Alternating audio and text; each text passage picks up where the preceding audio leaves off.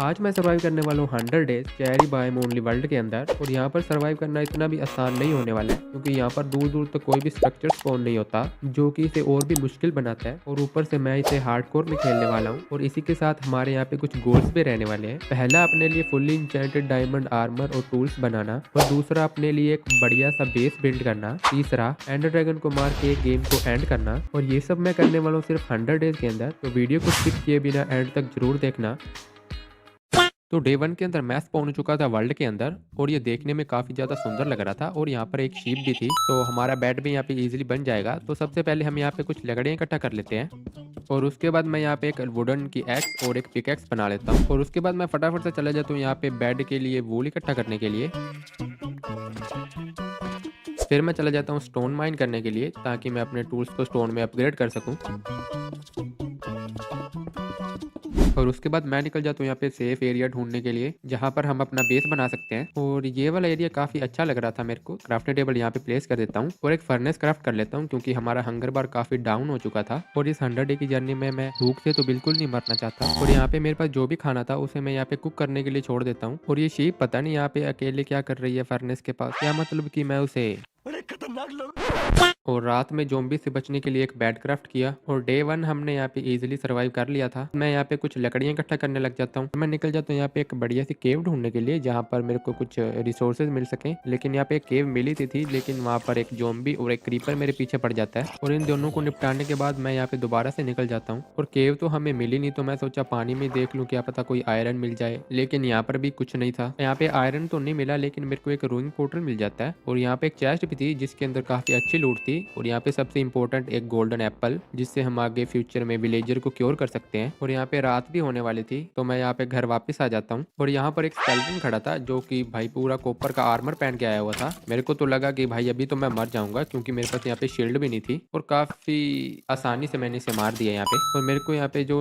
Nuggets मिले थे, उससे मैंने एक आयरन की इंगट बनाई, और उसके बाद उससे एक शील्ड क्राफ्ट कर लिया, क्योंकि शील्ड काफी ज्यादा इंपॉर्टेंट है। और यहाँ पे डबल चेस्ट बना करके मैंने अपना सारा आइटम उसके अंदर शिफ्ट कर दिया, क्योंकि अभी मैं माइनिंग करने के लिए जाने वाला था। और यहाँ पे मेरे को एक केव मिल जाती है। भाई पता नहीं पहले ये कहाँ पे छुपी हुई थी। और यहाँ पे मेरे को कॉपर भी मिल जाता है, तो मैं यहाँ पे कॉपर माइन कर लेता हूँ, क्योंकि कॉपर भी काफी ज्यादा भी इंपॉर्टेंट है, क्योंकि इससे मैं अपना आर्मर और टूल्स भी क्राफ्ट कर सकता हूँ। और कुछ ही देर में मेरे को यहाँ पे आयरन भी मिल जाता है, तो मैं इसे भी माइन कर लेता हूँ। और यहाँ पे आगे भी काफी सारा कोल और आयरन था।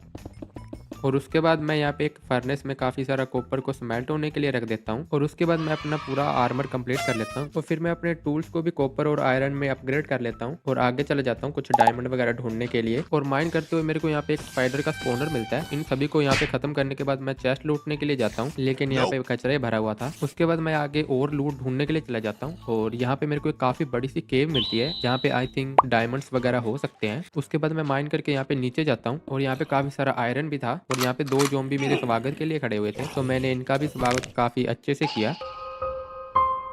फिर मैं चले जाता हूँ यहाँ पे केव को एक्सप्लोर करने के लिए। और यहाँ पे आयरन तो काफ़ी भर भर के था, लेकिन डायमंड मेरे को कहीं पे भी नज़र नहीं आ रहा था, तो मैं यहाँ पे आयरन ही माइन करने के लिए लग जाता हूँ।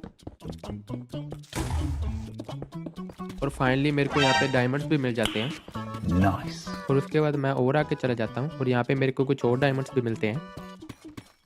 और यहाँ पे क्रीपर और स्केलेटन मेरे पीछे पड़ जाते हैं, जिसने मेरे को 1 HP पे छोड़ दिया था। और यहाँ पे मेरे पास कुछ खाना भी नहीं था, तो मैं यहाँ से भाग लेता हूँ।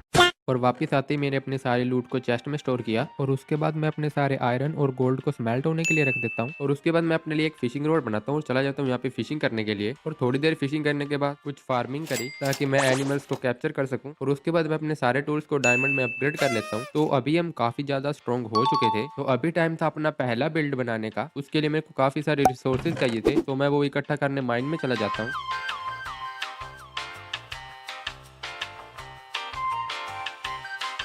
और इन सब के साथ मेरे को यहाँ पे काफ़ी सारे डायमंड्स भी मिले थे। और काफ़ी देर तक माइन करने के बाद मैं घर वापस आ जाता हूँ। और यहाँ पे काफ़ी सारे ज़ॉम्बीज़ घूम रहे थे, और उन सबको ख़त्म करके मैं अपने बेस पे वापस आ जाता हूँ। और अपने सारे रिसोर्सेज को चेस्ट में स्टोर करता हूँ, और आयरन और गोल्ड को स्मेल्ट होने के लिए रख देता हूँ। और यहाँ पे ज़ॉम्बीज़ को मारने से मेरे को एक आलू भी मिल जाता है, जिसे मैं खेत में लगा देता हूँ। और अब हमें खाने की तो बिल्कुल कमी नहीं होने वाली। और अपना पहला बिल्ड बनाने के लिए हमारे पास सारे रिसोर्सेज आ चुके थे। बस अभी हमको यहाँ पे थोड़ा एरिया क्लियर करना था, और थोड़ी वुड इकट्ठा करनी थी।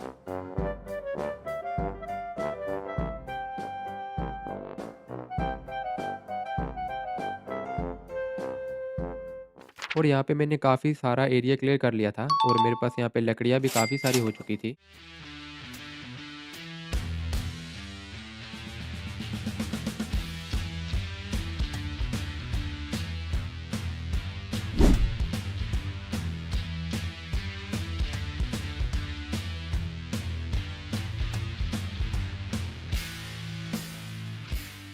तो यहाँ पे मेरा पहला बिल्ड बन के रेडी हो चुका था, जो कि दिखने में कुछ ऐसा लग रहा था और आप लोगों को लग रहा होगा कि ये जो व्हाइट वाली ब्रिक्स हैं, ये मैंने कहाँ से ली। तो इसके लिए मैंने एक मोड इंस्टॉल किया हुआ है, जिससे हम काफ़ी सारे टाइप्स ब्लॉक के क्राफ्ट कर सकते हैं। और अब टाइम था अपने लिए डायमंड का आर्मर बनाने का। तो हमारा आर्मर यहाँ पे बन के रेडी हो ही चुका है, बस बूट्स को छोड़ के। तो बूट्स हम बाद में क्राफ्ट कर लेंगे, कोई दिक्कत नहीं है। और हमारी यहाँ पे फसल भी तैयार हो चुकी है, तो इसे भी हम यहाँ पे काट लेते हैं। तो हमारा ये वाला खेत तो काफ़ी छोटा है, तो अब मैं अपने लिए काफ़ी बड़ा सा फार्म बनाने वाला था और वो यहाँ पे बन जाएगा इजीली, क्योंकि यहाँ पे काफ़ी बड़ा एरिया पड़ा हुआ है। तो हमारे फार्म की यहाँ पे एंट्रेंस तो बन के रेडी हो ही चुकी है लगभग। तो फटाफट से बाकी पूरे फार्म को भी कंप्लीट करते हैं।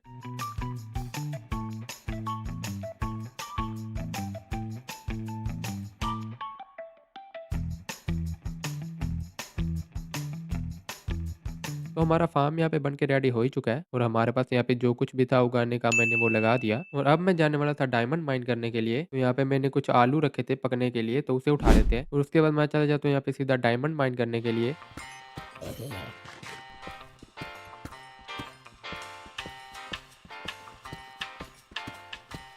और उसके बाद मैं अपने बेस पे वापस आ जाता हूँ और यहाँ पे रात हो रही थी, तो मैं यहाँ पे चेक करने लग जाता हूँ आसपास कोई अगर ज़ॉम्बी विलेजर मिल जाए तो। और यहाँ पे काफ़ी देर चेक करने के बाद मेरे को कोई भी नहीं मिलता और माइन से मेरे को ये सब रिसोर्सेज मिले थे, इन्हें मैं चेस्ट में स्टोर कर देता हूँ। और अगले दिन मैं अपने डायमंड के आर्मर को पूरा कंप्लीट कर देता हूँ और फिर मैं अपने नेक्स्ट बिल्ड के लिए वुड इकट्ठा करने लग जाता हूँ। और यहाँ पे लकड़ियाँ काटते काटते मेरे को रात हो जाती है और यहाँ पे मेरे पास काफ़ी सारी रिसोर्सेज हो चुके थे और अब टाइम था अपने नेक्स्ट बिल्ड को बनाने का।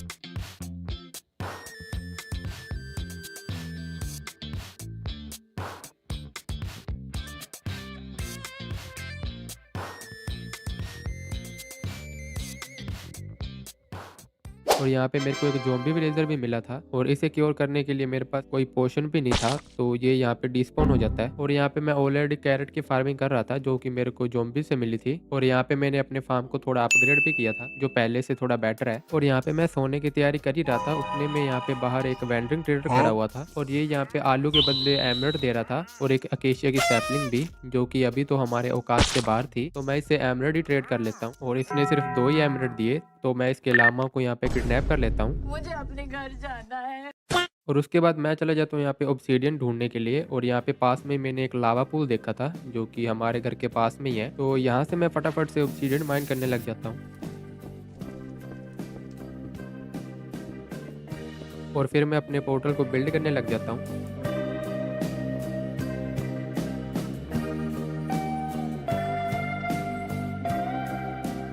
तो हमारा पोर्टल बन के रेडी हो चुका था, अब टाइम था इसे एक्टिव करने का। और नेदर जाने के लिए मैंने पूरी तैयारी कर ली थी यहाँ पे, तो फटाफट से नेदर चलते हैं।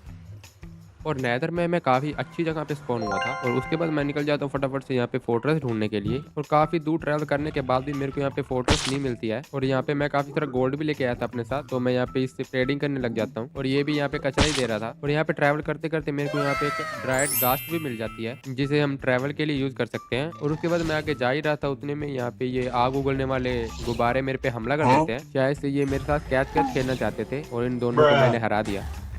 और इन्हें मारने से यहाँ पे मेरे को एक डिस्क भी मिलती है। और फिर मैं और आगे चला जाता हूँ और यहाँ पे फाइनली मेरे को फोर्ट्रेस मिल जाती है। तो बिना टाइम गवाए मैं चला जाता हूँ इसे एक्सप्लोर करने के लिए। और यहाँ पे मेरे को नेदरवोर्ड वाला रूम भी मिल जाता है, तो यहाँ पे थोड़ी बहुत इकट्ठी कर लेता हूँ। और यहाँ की चेस्ट में कुछ भी नहीं था। और उसके बाद मैं सीधा चला जाता हूँ यहाँ पे ब्लेज को मारने के लिए।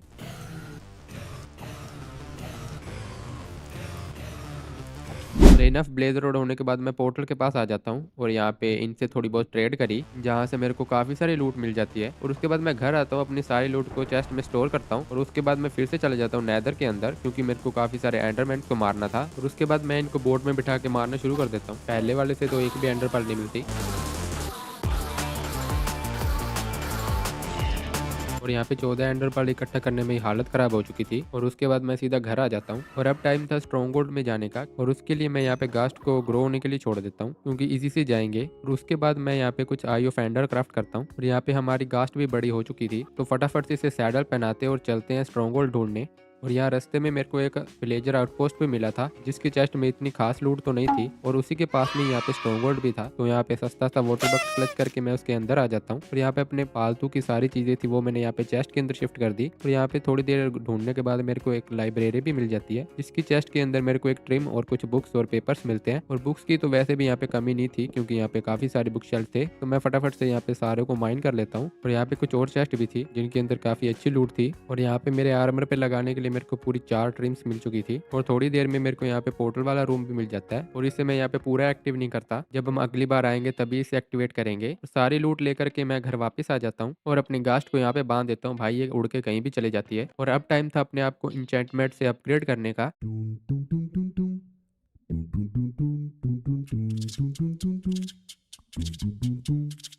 तो हमारा यहाँ पे इंचेंटिंग रूम बन के रेडी हो चुका है। और ये बना ही रहा था उतने में यहाँ पे एक वेंडरिंग ट्रेडर भी स्पॉन हो जाता है, जो कि कोई सैपलिंग वगैरह तो नहीं दे रहा था, लेकिन यहाँ पे ये मेलन और पंपकिन की सीड दे रहा था एक एक एमरल्ड में। तो यहाँ पे हम लोग इसे हे बेल बेच करके एमरल्ड ले सकते हैं। तो यहाँ पे मैं भागा भागा जाता हूँ अपने खेत के पास, और यहाँ पे मैंने चेस्ट में काफी सारी वीट रखी हुई थी, जिससे मैं फटाफट से यहाँ पे हेबेल क्राफ्ट कर लेता हूँ। और यहाँ पे ये सिर्फ 2 ही एमरल्ड देता है। तो यहाँ पे हम मिल्क बकेट से भी एमरल्ड दे सकते थे, लेकिन हमारे इस वर्ल्ड में काउ स्पॉन ही नहीं होती। तो मैं इन दोनों एमरल्ड का एक एक पंपकिन और मेलन का सीड ले लेता हूँ, और यहाँ पे थोड़ी बहुत हेबेल से डेकोरेट कर देता हूँ। और यहाँ पे मेलन और पंपकिन को भी ग्रो होने के लिए लगा देता हूँ। और यहाँ पे थोड़ा आने जाने के लिए रास्ता बनाया मैंने। और अब टाइम था अपने टूल्स और आर्मर को इंचेंट करने का। और उसके बाद फटाफट से मैं अपने सारे टूल्स और आर्मर को इंचेंट करने लग जाता हूँ, जिसपे मेरे को ठीक ठाक इंचेंटमेंट्स मिल रही थी। और स्ट्रॉन्ग होल्ड से जो मैंडिंग की बुक मिली थी उसे मैं पिकेक्स पे लगा देता हूँ, क्योंकि यही सबसे ज्यादा यूज होने वाली है। तो हमारा आर्मर और सारे टूल्स इंचेंटेड हो चुके हैं। तो यहाँ पे हमें आर्मर पे ज्यादा इंचेंटमेंट्स तो नहीं मिली, फिर भी ठीक है। और उसके बाद यहाँ पर मैंने एक फाउंटेन भी बनाया। तो लकड़ियाँ काटते काटते मेरे को यहाँ पे एक ज़ॉम्बी विलेजर भी मिलता है, जिसे मैं यहाँ पे बोट में कैप्चर कर लेता हूँ। और यहाँ पे डैमेज खाते खाते भाई इसे मैं अपने घर के पास ले जाता हूँ, कहीं ये डिस्पॉन ना हो जाए। और काफी ज्यादा मार खाने के बाद फाइनली मैं इसे घर के अंदर तो ले आता हूँ। और अब मेरे को सिर्फ शुगर चाहिए था, जो कि हमें सिर्फ हनीकॉम्ब से ही मिल सकता था। और यहाँ पे एक मधुमक्खी का छत्ता था भी, तो मैं फटाफट से वहाँ से हनी चुरा के भाग लेता हूँ। और यहाँ पे काफी सारी मक्खियाँ मेरे को काट लेती हैं। फाइनली हमारा पोशन बन के रेडी हो गया था, तो मैं इसे क्योर करना स्टार्ट कर देता हूँ, और कुछ ही देर में यहाँ पे ये ठीक भी हो जाता है। और अगले दिन यहाँ पे एक और वेंडिंग ट्रेडर आ रखा था, जो कि हमें यहाँ पे रिच की सैपलिंग दे रहा था। तो यहाँ पे मैंने विलेजर को फ्लैचर बना दिया, और उससे स्टिक्स के बदले काफी सारे एमरल्ड ट्रेड किए, और ट्रेडर से सैपलिंग, और उसे मैंने बोन मिल से बड़ा भी कर दिया। और उसके बाद मैं सोच रहा था कि एक्सपी फार्म बना ली जाए, क्योंकि एन्चेंटमेंट टेबल से बुक्स निकालने के लिए काफी सारी एक्सपी चाहिए थी।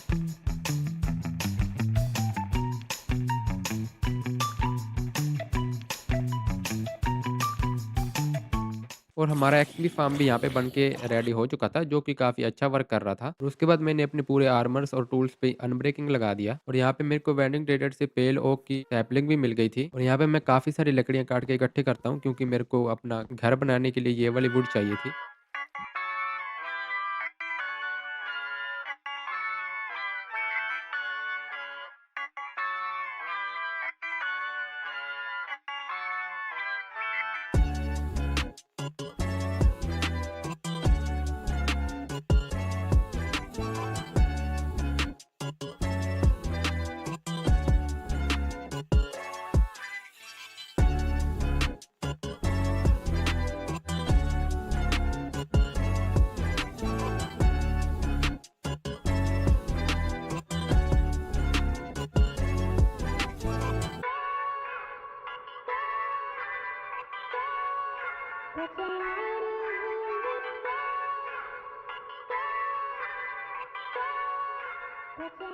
और यहाँ पे एक वेंडिंग ट्रेडर भी आ रखा था, जिससे मैंने एक ओक सैपलिंग और एक मैंग्रोव की सैपलिंग ली, और फायरफ्लाई बुश भी। और फाइनली यहाँ पे हमारा घर जो है बन के रेडी हो चुका है। और यहाँ पे बाहर मैंने कुछ और भी डेकोरेशन करी है, और इस घर को बनाने में भाई काफी ज्यादा टाइम लगा है। और ये अंदर से कुछ ऐसा दिखता है, जहाँ पर हमारी स्टोरेज रूम है। और यहाँ से ऊपर जाए तो यहाँ पे थोड़ा चिलिंग एरिया है, और यहाँ पे खाना पीने का सामान रखेंगे। और सबसे ज्यादा इंपॉर्टेंट ये वाला रूम, जहाँ पे एक इंचेंटिंग टेबल है, जो कि काम की है नहीं। और उसके बाद है हमारे यहाँ पे बेडरूम, जो कि भाई काफी ज्यादा बड़ा है। और यहाँ पे हमारे पास 3 आर्मर स्टैंड भी है, जहाँ पे हम अपने आर्मर्स रख सकते हैं। तो तुम लोगों को ये वाला घर कैसा लगा कमेंट में जरूर बताना। अच्छा लगा तो वीडियो को लाइक और चैनल को सब्सक्राइब कर देना।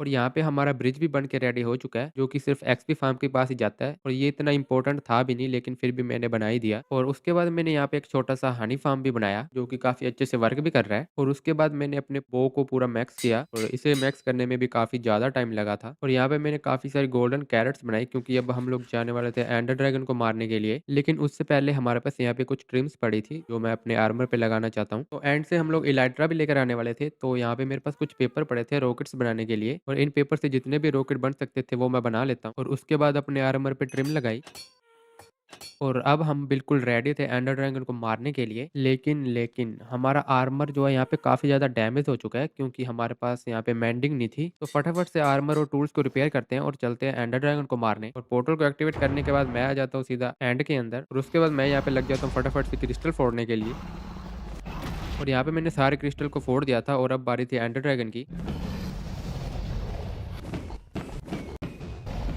और काफ़ी मारपीट के बाद फाइनली ये मर जाता है। और उसके बाद फटाफट से यहाँ पे एक्सपी इकट्ठा करता हूँ और अंडे को उठाता हूँ और निकल पड़ता हूँ इलाइट्रा ढूंढने के लिए। और काफ़ी देर ट्रैवल करने के बाद फाइनली मेरे को यहाँ पे एक एंड सिटी मिल जाती है और यहाँ पर एक बोट भी थी। और बिना टाइम वेस्ट करे मैं यहाँ पे सीधा बोट के अंदर आ जाता हूँ और यहाँ से इलाइट्रा उठाता हूँ और ड्रैगन के हेड को भी। और उसके बाद फटाफट से इलाइट्रा पहन के निकल जाता हूँ घर जाने के लिए। और इसी के साथ हमारे यहाँ पे 100 डेज कंप्लीट हो चुके हैं। आई थिंक 100 से ज़्यादा ही हो चुके हैं। तो यही थी आज की वीडियो। अगर आपको वीडियो अच्छी लगी हो तो वीडियो को लाइक करना, अगर चैनल पर नहीं हो तो चैनल को सब्सक्राइब करना। हम आपको मिलते हैं ऐसी एक और नई इंटरेस्टिंग वीडियो के साथ। तब तक के लिए थैंक्स फॉर वॉचिंग।